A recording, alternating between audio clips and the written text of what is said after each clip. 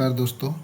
हमारे शरीर की हड्डियाँ आखिर बनती कैसे हैं? एक छोटा सा कार्टिलेज धीरे धीरे हार्ड बोन में कैसे बदल जाता है? आज इस वीडियो में हम आसान भाषा में समझेंगे ऑसिफिकेशन यानी अस्थि निर्माण की पूरी process.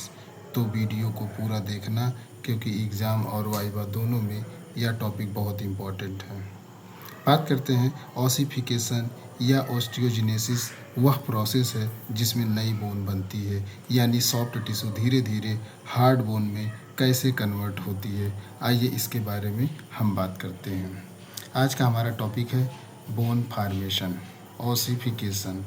The bone of an infant are quite soft and become rigid only after growth stop during late adolescent even. Then bone is constantly break down and rebuild. ये इसका कहने का मतलब ये है, शिशुओं की जो हड्डियाँ होती है, जो नवजात शिशु होती है, उनकी जो हड्डियाँ होती है, जन्म के समय एक शिशु की हड्डी बहुत नरम होती है, मतलब सॉफ्ट होती है। कठोरता कैसे आती है? ये हड्डियाँ जब जाकर पूरी तरह सख्त रिजिड होती हैं, तब शरीर का विकास रुक जाता है। समय सीमा इसमें क्या होती है? इसमें जो समय सीमा होती है, हड्डियों के पूरी तरह मजबूत और सख्त होने की प्रक्रिया किशोरा अवस्था के अंत, मतलब एडोलेसेंट एज तक चलती रहती है। इसका निष्कर्ष क्या निकलता है? इसका निष्कर्ष निकलता है, जैसे जैसे बच्चा बड़ा होता है, उसकी नरम हड्डियाँ धीरे धीरे ठोस और मजबूत अस्थियों में बदल जाता है। ठीक है, अब आइए हम यहाँ पर देखते हैं, ये dynamic living tissue, the process is bone to called ossification. ठीक है, लगातार टूटती रहती है और पुनर्जीवित होती रहती है। यह एक गतिशील जीविक ऊतक है। यह प्रक्रिया जिसके द्वारा हड्डी अस्थि का निर्माण होता है, उसे हम क्या कहते हैं? उसे हम ऑसिफिकेशन कहते हैं। अब हमारा अब का टॉपिक क्या है? The skeleton of human embryo is composed of fibrous connective tissue membrane form by embryonic connective tissue, जिसको हम मेसेनकाइमी कहते हैं। ठीक है, and pieces of hyaline cartilage that are loosely said like bone. इसका कहने का मतलब ये है, मानव भ्रूण का कंकाल। ठीक है, ये स्केलेटन ऑफ ह्यूमन, मानव भ्रूण का कंकाल भ्रूण संयोगी ऊतक, मतलब मेसेनकाइमा द्वारा निर्मित रेशेदार।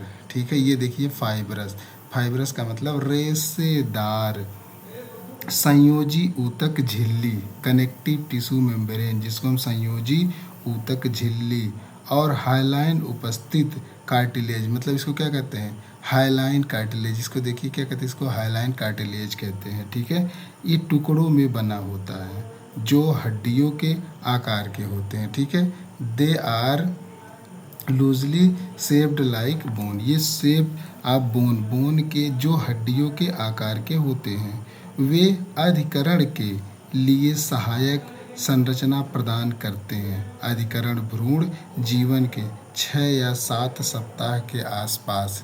ठीक है, ये देखिए, they provide the supporting structure of ossification. ठीक है, ऑसिफिकेशन बिगिनिंग अराउंड 6 या फिर 7th week of embryonic life and continuous throughout the adulthood. ठीक है, इसका कहने का मतलब ये कह रहे हैं, इसका कहने का मतलब ये समझिए, ये कह रहे हैं जो हाइलाइन कार्टिलेज टुकड़े टुकड़े में जो बने होते हैं, जो हड्डियों के आकार के होते हैं, ठीक है, ये अधिकरण के लिए सहायक संरचना प्रदान करते हैं। ये अधिकरण सहायक संरचना प्रदान करते हैं। अधिकरण भ्रूण जीवन, जो भ्रूण जीवन लगभग 6 से 7 हफ्ते, ठीक है, सप्ताह के आसपास शुरू होता है और वयस्क होने तक जारी रहता है। ठीक है, ये लिखे continuous throughout the adulthood. ठीक, bone formation classification as 2 type. ठीक है, जो बोन अस्थि का जो निर्माण होता है, वो 2 प्रकार से वर्गीकरण किया गया है। ठीक, अब हम इसको देखते हैं, ठीक है। अब चलिए इसको देखते हैं।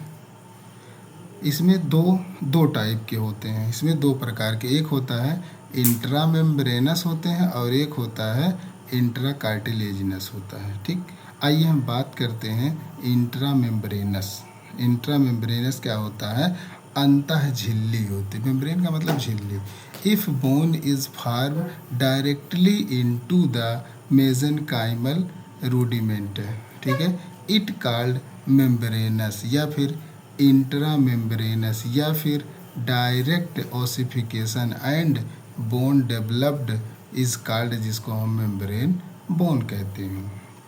आइए इसको हम हिंदी में समझते हैं। ठीक है, इफ बोन यदि फॉर्म हो जाता है डायरेक्टली इनटू द मेसेनकाइमा रूडिमेंट, ये कह रहे हैं यदि हड्डी धीरे मेसेनकाइमा रूडिमेंट में बनती है तो इसे झिल्लीदार मतलब मेम्ब्रेनस या अंतः झिल्ली या प्रत्यक्ष अधिकरण कहा जाता है। इस प्रकार विकसित हड्डी को हम क्या कहते हैं? मेम्ब्रेन बोन कहते हैं। ठीक है, इसका देखिए एग्जाम्पल दिया है। एग्जाम्पल में जैसे क्या क्या है? एग्जाम्पल में जैसे क्लेविकल्स हैं, एग्जाम्पल में क्लेविकल हैं। बोन ऑफ फेस, हमारे जो चेहरे की हड्डी होती है बोन, वो होती है। और क्या होती हैं? और होती हैं चेहरे की हड्डियाँ हो गई, और खोपड़ी, स्कल आप बोले तो क्या होता है? वाल्ट स्कल आप, मतलब ये हमारे सर की जो हमारी खोपड़ी होती है, खोपड़ी की छत हो गई। ठीक है, अब हमारा टॉपिक है इंट्रा कार्टिलेज। इंट्रा कार्टिलेज क्या होता है?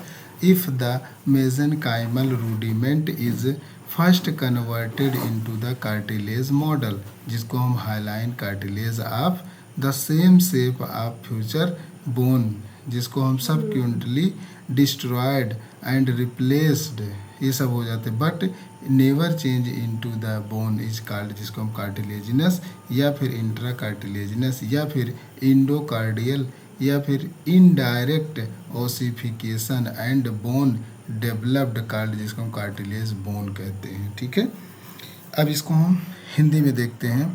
यदि मेसेनकाइमल रूडिमेंट, ठीक है, ये मेसेनकाइमल रूडिमेंट, इफ यदि मेसेनकाइमल रूडिमेंट को पहले उसी आकार में, ठीक है, पहले उसी आकार में क्या करते हैं? कन्वर्ट करते हैं। कार्टिलेज जो मॉडल होते हैं, जो हाइलाइन कार्टिलेज के मॉडल होते हैं, वो बदलता है, मतलब कन्वर्ट होता है, जैसे भविष्य की हड्डी का आकार होता है। ठीक है, ये कह रहे हैं shape some shape of future, ये हमारे भविष्य की जो हड्डी होती है उसके आकार के जैसा होता है, जिसे बाद में नष्ट कर हड्डी द्वारा प्रतिस्थापित कर दिया जाता है। ठीक है, जिसे बाद में क्या कर दिया जाता है? सबक्यूटेंटली डिस्ट्रॉय कर दिया जाता है, रिप्लेस कर दिया जाता है। नेवर चेंज नहीं होता है।